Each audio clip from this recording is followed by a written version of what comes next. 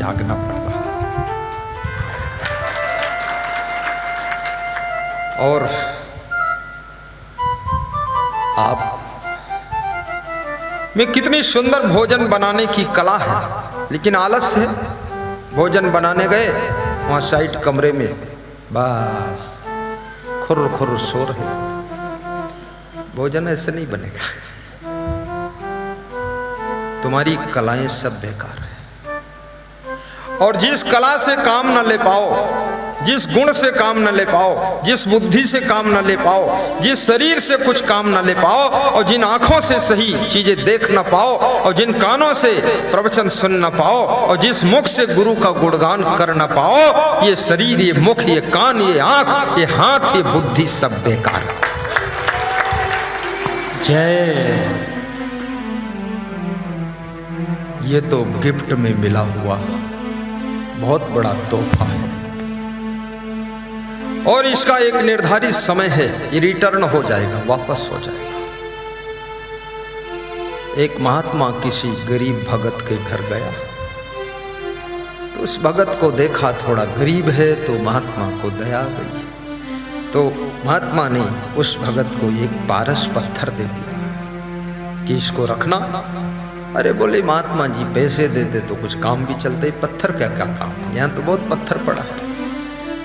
महात्मा ने कहा ऐसा पत्थर है, लोहा में छुआ दोगे तो सोना बच जाएगा। धन्य हो महाराज, संत तो उसी का नाम है जो सबका ख्याल करता है। लो, लोहा में छुआ देना।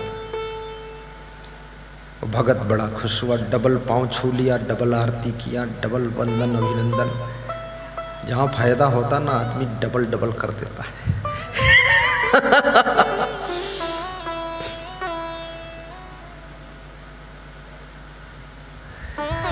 महात्मा बोला कि 7 दिन बाद इसको मैं वापस ले लूंगा।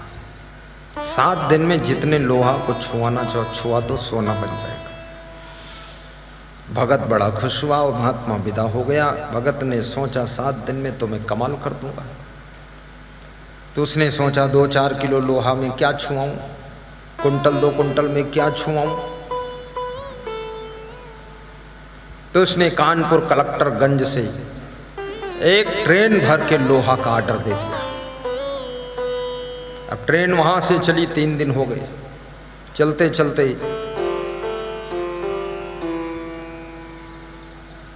बीच में इंजन बिगड़ गया, ट्रेन रुकी रही। फिर चलते चलते 8वें दिन ट्रेन पहुंची जाकर। महात्मा 7वें दिन बाद आ गया। 8वें दिन बोला मेरा पत्थर वापस करिए। बोले महाराज जी ट्रेन भर के लोहा आ रहा है, छुआना है, अभी थोड़ा बस थोड़ी देर में आ जाएगा। महात्मा ने कहा 7 दिन का टाइम था, निकल गया टाइम, वापस करिए। पारस पत्थर के शरीखा ये मानो तन मिला है, ये बुद्धि मिली है। कितने लोगों की बुद्धि आधी वापस हो चुकी है, भूलना शुरू हो गया, स्मरण शक्ति कम होना शुरू हो गई, दृष्टि कम होना शुरू हो गई, सुनना कम होने लगा, दांत गिरना शुरू हो गया, आवाज साफ नहीं रह गई, हाथ पांव कमजोर होने शुरू हो गए। कितने लोग सीढ़ी नहीं चढ़ पा रहे, और चढ़ते हैं तो पांव से चढ़ना चाहिए, हाथ भी लगा के चढ़ते ऐसे ऐसे बैया बैया। ये सब शक्तियां वापस हो रही हैं, ये पारस पत्थर वापस हो रहा है। इसलिए यावत स्वस्थो ही अयम देहो यावन मृत्युस्त दूरिता तावदातम हितम कुर्यात प्राणांते किम करिष्यति। हमारे गुरु जी ये श्लोक सुनाते थे। जब तक उनका जीवन था उनके सुनाने वाले श्लोक में प्रवचन में नहीं कहता था, अब वो नहीं है इसलिए कहता हूँ। मैंने उनसे सुन सुन करके कम से कम सैकड़ों श्लोक याद किया।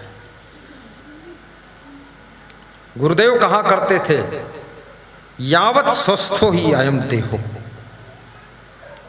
यावन मृत्युस्त दूरिता तावदातम हितम कुर्यात प्राणांते किम करिष्यति। जब तक शरीर स्वस्थ है, मृत्यु दूर है, क्या करना चाहिए? यावत स्वस्थो ही अयम देहो यावन मृत्युस्त दूरिता तावदातम हितम कुर्यात। तब तक ही अपने कल्याण का कार्य कर सकते हो। कब तक? जब तक मृत्यु दूर है और शरीर स्वस्थ है। प्राणांते किम करिष्यति, और प्राण के अंत होने पर क्या कर पाओगे? कुछ भी नहीं कर पाओगे। इसलिए अभी करो।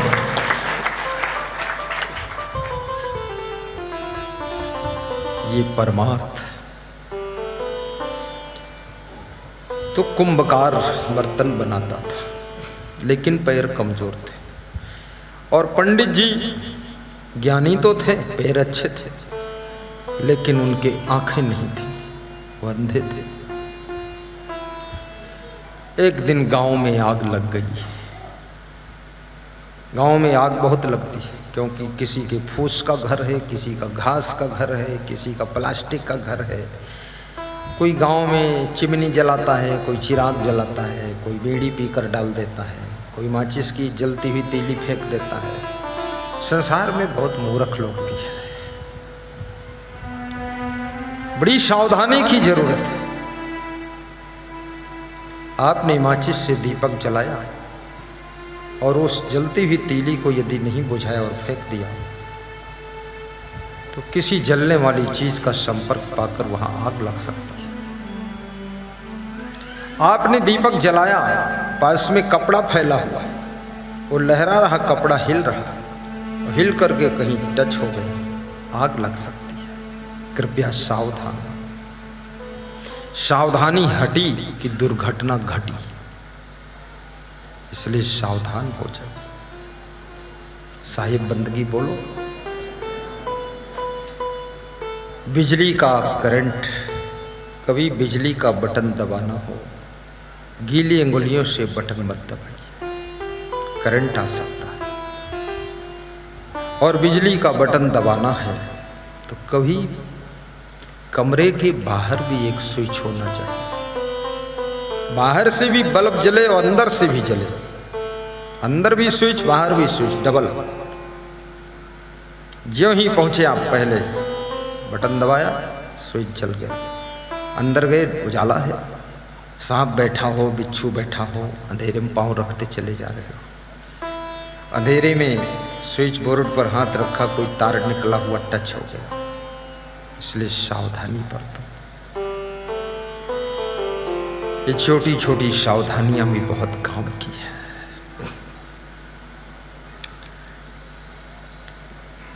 साहिब बंद।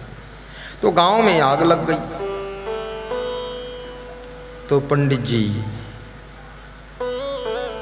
आग से बचने के लिए भागे। तो जिधर आग जल रही थी उधर ही पंडित जी भाग रहे थे, क्योंकि उनकी आंखें नहीं थी। तो उस कुंभकार मित्र ने कहा, ए मेरे मित्र पंडित जी, इधर आइए, इधर आइए। आप जितना दौड़ोगे आग में जल जाओगे, क्योंकि आपको दिखता नहीं। मेरे पास आओ, मैं चल नहीं पाता हूं कि मेरे पाँव नहीं है, और तुम्हारे आंख नहीं, तुम देख नहीं पाते हो। एक काम कर लो, मुझे अपने कंधों पर बिठा लो, तो मैं अपनी आंखों से रास्ता बताऊंगा और तुम अपने पाँवों से चलोगे, तो हम तुम दोनों आग में जलने से बच जाएंगे।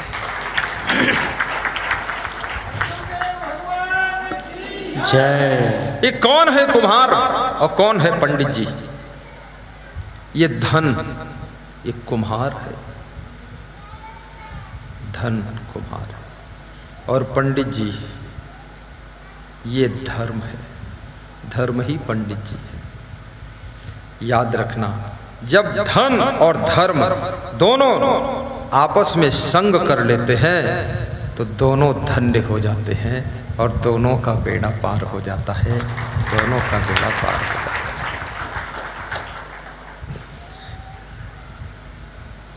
धनवान बनो, लेकिन धर्म की शरण में रहो, क्योंकि संसार की आग में जलने से बचाने के लिए धर्म की शरण जरूरी है। पति का क्या धर्म है? लोग पति तो बन जाते हैं, लेकिन उनको ये ज्ञान नहीं है कि मेरा धर्म क्या है। कितने पति लोग अपनी पत्नी को रोज पीटते हैं, वो समझते हैं ये मारने के लिए मिली है, इसको रोज मारो। वो जिधर से आते उधर से एक थप्पड़ लगा देते। एक पति भोजन करके निकला और अपनी पत्नी को एक थप्पड़ मार दिया। पत्नियां बड़ी महान हैं, बहुत थप्पड़ खाकर भी मुस्कुराती रहती, सहती बहुत है। थप्पड़ मारा तो पत्नी ने पूछा, भोजन खा लिया और थप्पड़ मार दिया क्यों? बोले भोजन बहुत खराब बना है, टेस्ट खराब है, इसलिए थप्पड़ मारा, ठीक बनाया करो। तो पत्नी ने ठीक ठाक बनाया शाम को भोजन, तो फिर खाया पति ने, फिर उठा कुल्ला करके आए, फिर एक थप्पड़ मार दिया। बोले अब क्यों मारा? बोले अब इसलिए मारा कि सवेरे ऐसा क्यों नहीं बनाया था।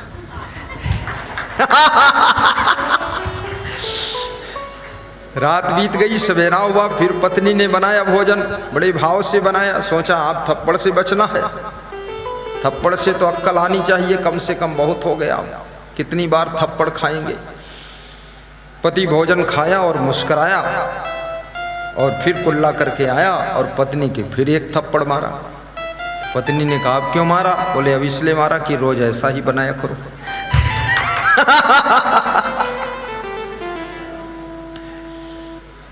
आदत है मारने की।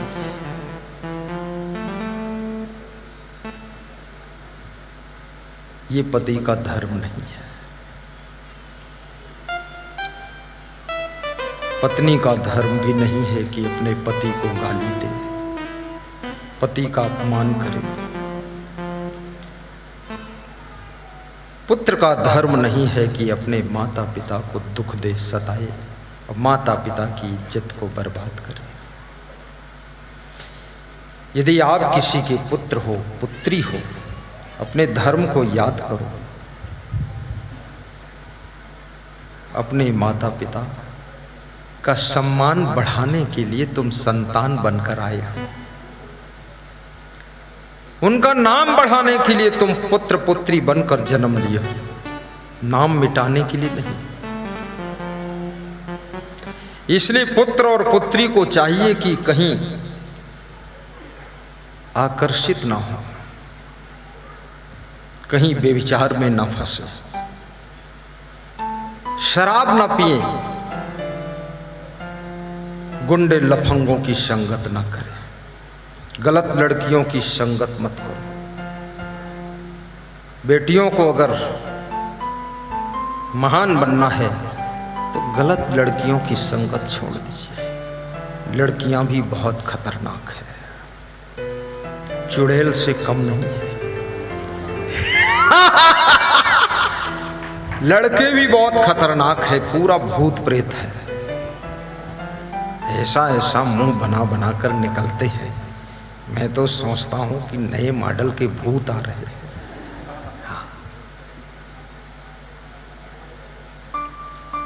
ये कितना ही फैशन का दौर चल रहा हो। आप मेरे कपड़े देखते होंगे, हम कपड़े कभी क्रीज नहीं करते। हाँ। साधु बने तब भी नहीं, और साधु नहीं बने थे, घर पे थे, पढ़ते थे तब भी नहीं। जो एक बार टेलर ने कर दिया, लोहा चला दिया प्रेस, बस हो गया, फिर बस वैसे ही रखना है।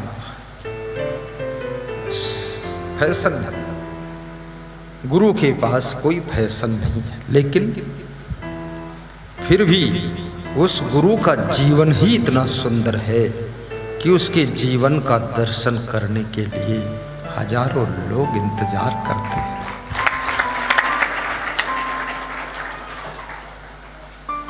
ये उल्लुल जुल्लुल कपड़े पहन करके, कटी फटी पैंट पहन करके, किसी माता बहन के शरीर पर ढीले ढाले कपड़े जितना सुंदर सुशोभित होते हैं, टाइट कपड़े सुंदर नहीं लगते। इसलिए मैं समस्त माता बहनों से कहूंगा, ढीले ढाले कपड़े पहनो। हम लोगों के कपड़े कितने ढीले ढाले, सब झम्मर झोल है, झम्मर झोल पहनता हूं मैं। बस ये तो आपके सामने शर्म लगती। मैं सुबह परिक्रमा में जाता हूं, जब देखता हूं कोई नहीं तो लांग बांध लेता हूं। बस तेज चलो, स्वस्थ रहो, मस्त रहो, तंदुरुस्त रहो, चुस्त रहो, दुरुस्त रहो। किसको दिखाना है, कौन देखना चाहता है? कोई नहीं। सारी दुनिया अपने अपने को दिखाना चाहती है, देखना तो कोई चाहता ही नहीं। तो किसके लिए तुम कटी फटी पैंट पहने घूम रहे हो? किसके लिए छोटा बुशर्ट पहनकर घूम रहे हो? किसके लिए तुम सब टेढ़े मेढ़े टांग करके खड़े हो रहे हो? कोई किसी को देखना नहीं चाहता है, सब लोग अपने अपने को दिखाना चाहते हैं। इसलिए सबको धन्यवाद देकर चुपचाप अपने काम में लग जाओ। माँ बाप का सम्मान बढ़ाओ, ये तुम्हारा धर्म बनता है। और लाड़ी का धर्म ऐसा व्यवहार, ऐसा स्वभाव हो कि घर के सभी सदस्य इसको लाड़ प्यार करें। लाड़ी का अर्थ है नहीं कि लड़ाई करने के लिए आई हो। कितनी लाड़ी तो महाभारत की योद्धा है, जयद्रथ। हाँ, बिल्कुल भीम जैसी गदा लेकर आई, डबल बेड भी लाई है और डबल एटम बम भी लाई है। हाँ, बहुत खतरनाक है। और जो लाड़ी आलसी है, निकम्मी है, कामचोर है, कुछ करना नहीं चाहती है, सहनशील नहीं है, वो लाड़ी याद रखना आपके घर में महाभारत खड़ी कर सकती है। वो लाड़ी घर में शांति नहीं आने देगी। आप कितने बड़े घर की बेटी हैं, छोड़ो बकवास। आप कितने बड़े घर के बेटे हैं, छोड़ो प्रपंच। आप किस घर को छोड़कर आए साधु बने? अरे छोड़ो फालतू बात। तुम साधु बन गए तो बस अब वही एक बात है, खोद खाद धरती सहे, काट कूट बन राय, कटुक वचन साधु सहे, और से सहा न जाए, और से सहा न जाए।